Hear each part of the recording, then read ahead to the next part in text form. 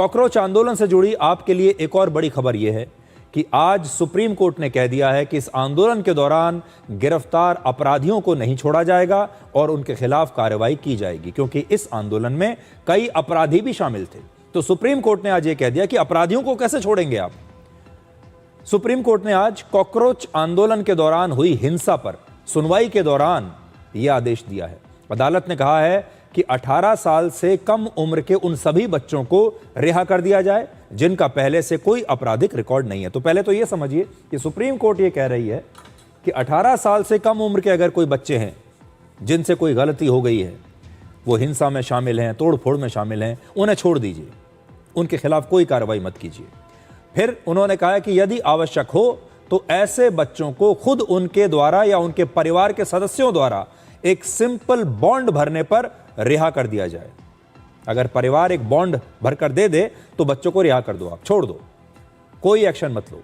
अदालत ने यह भी कहा है कि दिल्ली सहित देश के दूसरे राज्यों में जो एफआईआर दर्ज हुई हैं प्रदर्शनकारियों के खिलाफ, पुलिस उसकी जांच जारी रख सकती है, लेकिन उन छात्रों के खिलाफ भी कोई कठोर कार्रवाई ना की जाए। इसलिए उन छात्रों को भी सुप्रीम कोर्ट ने प्रोटेक्शन दे दिया, समझिए इस बात को।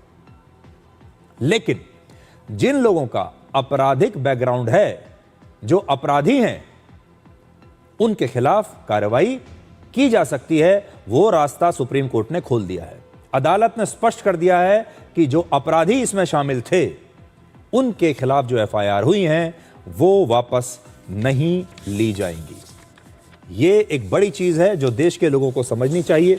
सुप्रीम कोर्ट का जो आदेश है उसकी कॉपी आज मैं लेकर आया हूं और सुप्रीम कोर्ट ने कहा है कि as a precaution we direct that all CCTV footage, drone footage, body worn camera recordings, videography, wireless communication records and PCR logs collections related to the students protest be preserved. तो पहली तो बात यह समझिए, सुप्रीम कोर्ट ने कहा है कि इस आंदोलन के दौरान जितनी भी सीसीटीवी फुटेज है, ड्रोन की फुटेज है, पुलिस वालों ने जो अपनी बॉडी पर कैमरे पहने हुए थे उनकी रिकॉर्डिंग है, जितनी वीडियोग्राफी हुई है और पीसीआर का जो लॉज है, जो रिकॉर्ड है, पीसीआर के पास क्या क्या शिकायतें आई, पीसीआर ने क्या किया, कौन सा एक्शन लिया, ये सब कुछ प्रिजर्व किया जाए, ये सारा डेटा संभाल कर रखा जाए। सुप्रीम कोर्ट कभी भी मांग सकता है।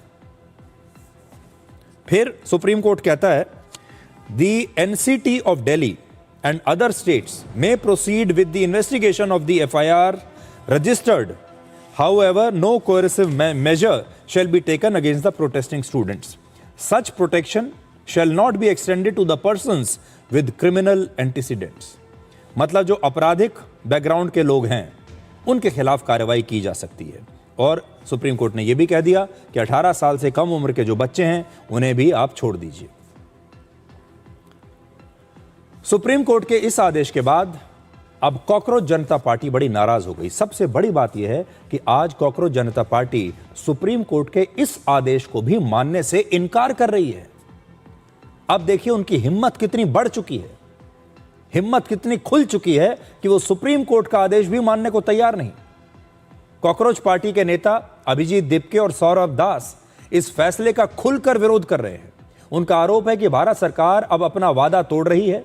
सरकार ने भरोसा दिया था कि प्रदर्शनकारियों पर फाइल की गई सारी एफआईआर वापस ले ली जाएंगी और अब अगर ये एफआईआर वापस नहीं ली गई तो कॉकरोच पार्टी दोबारा से अपना आंदोलन शुरू कर देगी।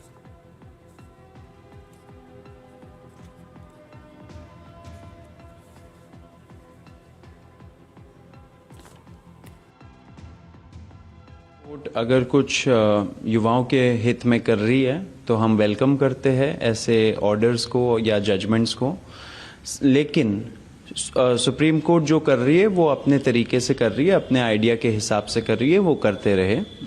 हम लोग ग्राउंड पे थे बहुत टाइम से, हम लोगों की कुछ डिमांड्स थी एंड वो डिमांड्स पूरे होने चाहिए, वो सबसे इम्पॉर्टेंट बात है। हमारा जो एक जो की डिमांड था वो था कि एफआईआर सारे विड्रॉ होंगे सारे प्रोटेस्टर्स के खिलाफ एंड फ्यूचर में भी कोई ऐसे एक्शन, रिटेलिएटरी मेजर, कोई भी एक्शन सरकार नहीं लेगी किसी भी प्रोटेस्टर के खिलाफ। अभी अगर सुप्रीम कोर्ट बोल रही है कि जिनके ऊपर एफआईआर्स है पहले से उनको मत छोड़िए, तो वो हमें मंजूर नहीं है। हमारा जो डिमांड है वो क्लियर है एंड उसी के हिसाब से होना चाहिए, क्योंकि उसी चीज पे एग्रीमेंट भी हुई थी। सुप्रीम कोर्ट का जो भी ऑर्डर हो ऑफ कोर्स वो मानना तो पड़ेगा एंड लेकिन सरकार को ये नहीं पिक एंड चूज वाला नहीं होना चाहिए सरकार को कि सुप्रीम कोर्ट ने कुछ बोला तो अब हमें वो मानना पड़ेगा। जो आपने अश्योरेंस और गारंटी दिया देश भर के सामने, युवाओं को, सारे प्रेस के सामने, वो सबसे पहले आप निभाओगे। उसके बाद जो भी सुप्रीम कोर्ट बोले, जो भी कुछ रिलीफ या ऑर्डर दे, वो फिर आप मानोगे। अगर सरकार अपना जो उन्होंने जबान दिया है वो नहीं रखती है तो हम फोर्स हो जाएंगे फिर से एक बड़ा प्रोटेस्ट कॉल करने का दिल्ली में। तो इन्होंने एक अर्जेंट स्टेटमेंट रिलीज किया है इसके बाद, और फिर कहा है कि हमें ऐसा शक है कि सरकार और बीजेपी के शासन वाले राज्य जो हैं वो सुप्रीम कोर्ट के इस आदेश का इस्तेमाल करके छात्रों को आगे चलकर परेशान करेंगे। इसकी जो भाषा है, जो इन्होंने स्टेटमेंट दिया है, वो काफ़ी आपत्तिजनक है। एक जगह ये लिखते हैं, the courts uninformed order is therefore Holi unacceptable. तो कह रहे हैं कि जो कोर्ट का ऑर्डर है ये अनइन्फॉर्म्ड है, और दूसरा साफ कह रहे हैं कि ये हमें स्वीकार्य नहीं है। और फिर ये धमकी दी गई है, कहा गया है कि Cockroach Janta Party will have no option but to resume its nationwide protest to protect the students and young protesters who stood up not for themselves alone but for the future of this nation. हैरानी की बात यह है कि पहले cockroach party के नेता कह रहे थे कि आंदोलन में हिंसा करने वाले बीजेपी के गुंडे थे, ये तो हमारे लोग हैं ही नहीं। जब ये मुद्दा हमने भी उठाया कि ये हिंसा कैसे हो रही है, पुलिस पर हमले कैसे हो रहे हैं, तो इन्होंने कहा ये हमारे लोग नहीं है, ये तो बीजेपी के गुंडे हैं। लेकिन जब सुप्रीम कोर्ट अब खुद ये कह रही है कि ऐसे अपराधियों पर पुलिस को एक्शन लेना चाहिए, तो फिर कॉकरोच पार्टी के ये नेता इन लोगों को बचाना क्यों चाहते हैं? आज बड़ा सवाल ये है, अगर ये बीजेपी के गुंडे थे जिन्होंने ये हिंसा की है, तो फिर कॉकरोच पार्टी को इन्हें बचाना नहीं चाहिए? कॉकरोच पार्टी को तो कहना चाहिए था कि हाँ, ये हमारे लोग हैं ही नहीं, इनको आप गिरफ्तार कर लो। कॉकरोच आंदोलन देश का शायद पहला ऐसा आंदोलन है जिसमें हत्या, डकैती और बलात्कार के हजारों आरोपी भी विरोध प्रदर्शनों में शामिल हुए। दिल्ली पुलिस ने एक पूरा डेटा जारी किया है जिसके मुताबिक इस आंदोलन में 2873 अपराधी शामिल हुए थे। इन लोगों में हत्या और हत्या की कोशिश करने वाले 163 अपराधी थे, डकैती करने वाले 284 अपराधी थे, बलात्कार और महिलाओं से छेड़छाड़ और पॉक्सो के 92 अपराधी शामिल थे जिनके ऊपर पॉक्सो का एक्ट लगा हुआ है, और अपहरण के 19 अपराधी।